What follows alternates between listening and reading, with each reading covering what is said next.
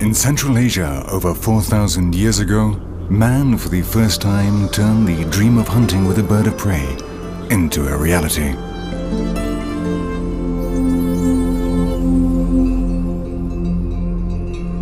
Today, falconers from different cultures all around the world maintain this traditional form of hunting with very few changes in the techniques for handling the birds of prey.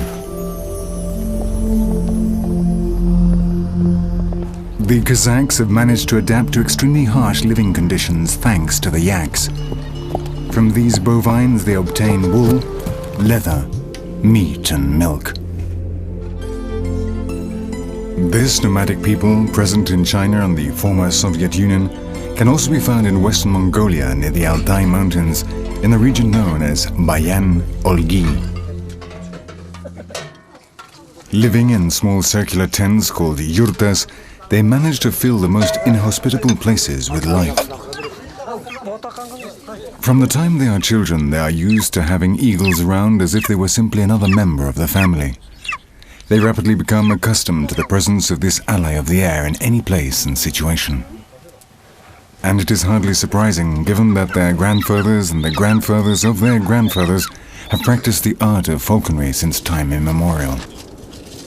The equipment has barely changed in the course of thousands of years. The hoods, rudimentary but extremely effective in their function of keeping the eagles calm, are entirely handmade.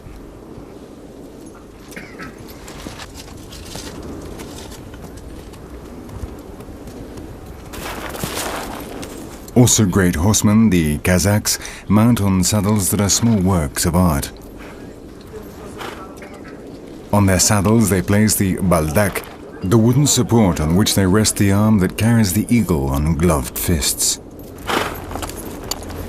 On the hat of all Kazakhs there is a small plume of eagle-owl feathers. The reason is to keep away the evil spirits. They believe that in the feathers passages of the Quran can be read.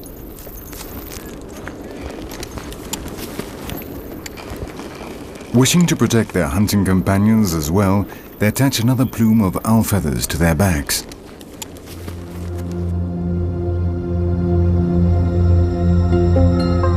Flights to the lure constitute the main phase in the introduction of their eagles to hunting. The falconer, standing at the top of a slope, takes the hood off his bird, while an assistant gallops off on horseback, dragging a foxskin behind him. As soon as its hood is removed, the bird darts off in pursuit, as if it were a living prey. These flights build up the muscles of the eagle and hone its hunting instincts. The berkuches, which is the Kazakh word for falconers that use eagles, normally hunt hares and foxes. In the attacks on the lure, they train their birds in pursuit at the same time achieving good muscle tone.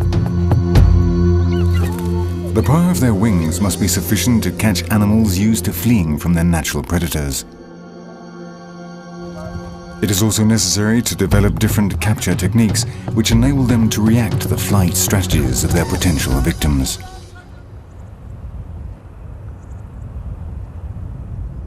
For this they fly the birds every day in order to keep them as strong or even stronger than their relatives in the wild. Little by little, the fist of the falconer becomes the watchtower from which the bird scans the surrounding area and flies off in search of food. The majestic glide of the eagle skimming through the sky, combing the air with its feathers, mesmerizes the falconer until he feels that his heart too is flying on its wings. After many days of patient training, not without its setbacks, there is a notable improvement in the eagle's capture skills as it gains speed in the vertical swoops down onto the lure.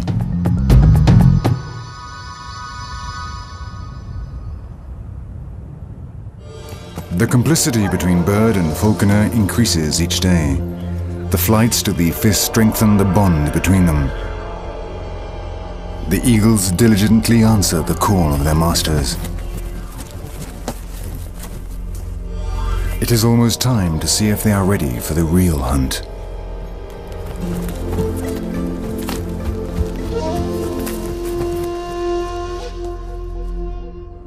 Wolves are frequent predators around the village of the Berkuches. Often hunger drives them to attack and kill their cattle. The Kazakhs, who to a great extent depend on their cattle for survival, must always be on the alert to make sure they come to no harm.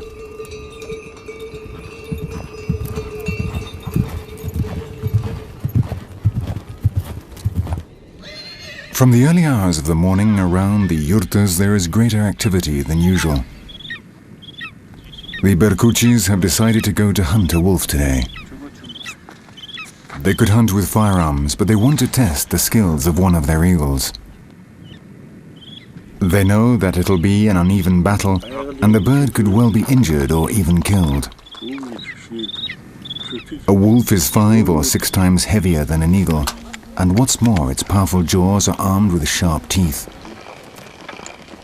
But they all agree that Tragstuluk Yaiderjan's exceptional eagle has possibilities of achieving this heroic feat. That kind of hunting is not at all normal. Despite its great tradition in the Kazakh culture, hunting wolves has always been reserved for the chosen few. Few Berkuts have the daring, the strength, and the technique to bring down a wolf that is fighting for its very life. The slightest mistake by the eagle could mean losing at the very least a toe in one sharp bite. Spurred on by the difficulty of the task, they set out on their extraordinary hunt.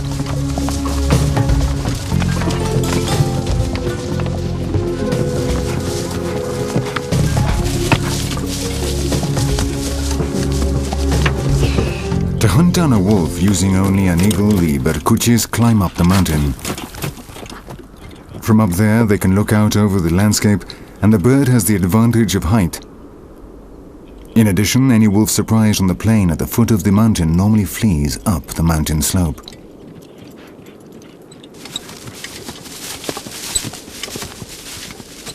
A wolf is prowling around its domains, remaining alert for any sign of life. The falconers continue to ascend, mounted on their tough little horses. The slope is steep, but they are coming closer and closer to the summit.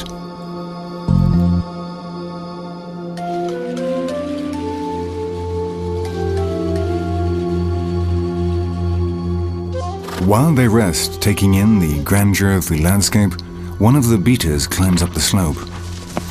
In the distance, he has spotted a fox distractedly eating the remains of some prey. Used to hunting foxes and motivated by the beauty of the skin of this individual, they don't hesitate for a moment to release the jesses of one of the eagles in order to try to catch it.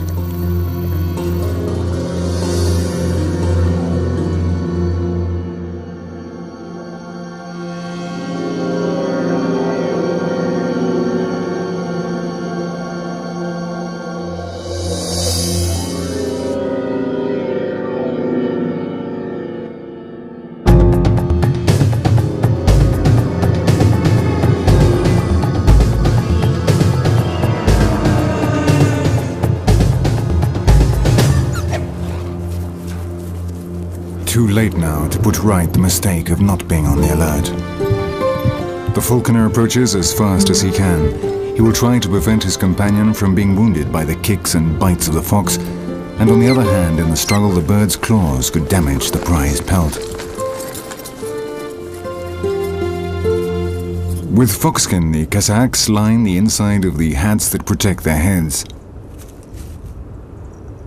With the heat of the gallop and the emotion of the moment, the Berkuchi now takes his hat off and offers his eagle a piece of meat to prevent it from damaging the skin.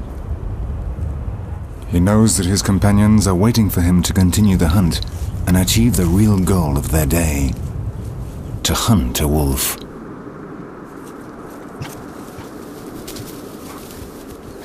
The scouts continue to beat the terrain on the backs of their tireless horses. Their presence is eventually noticed by the canine, who alerted runs off away from them. Several eyes follow his movements from up on high.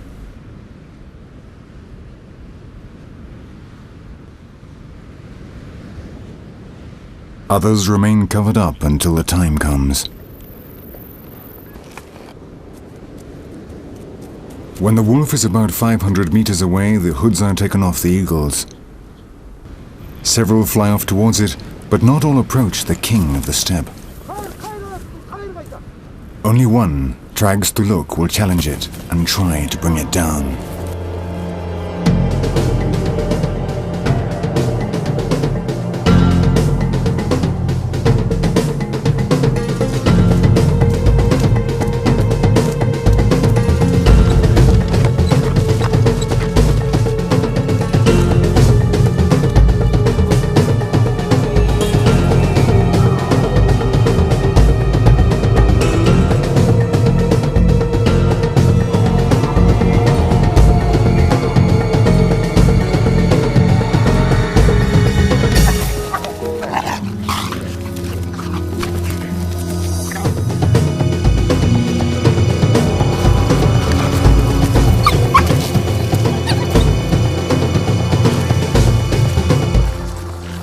Jaidarjan goes down the slope as fast as he can.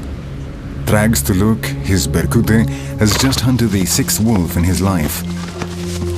The determination of David has intimidated and vanquished Goliath. Once more, courage and skill have won out over strength. The other birds are collected in. Falconers and eagles know they have just seen an exceptional feat. The wolf is put onto the back of one of the horses. The wind is getting up, and with the temperature many degrees below zero, they want to get back to the village as soon as possible. They must set out soon because they have come further than they intended. The members of the hunting party regroup, animatedly commenting on the progress and the outcome of the hunt. Tired out after their long day, they must hurry now because dusk is falling. At night, the low temperatures make it dangerous to remain out in the open air, and so they do not rest until after riding for several hours, they see the yurtas of their village in the distance.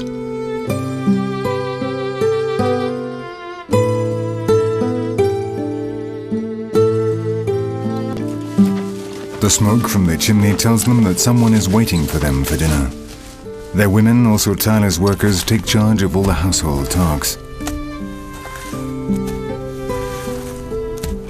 But for the Berkuches, the priority when they get home is to see to their birds. They have spent many hours perched on their fists, battling against the wind, the galloping of the horses, hunger and cold.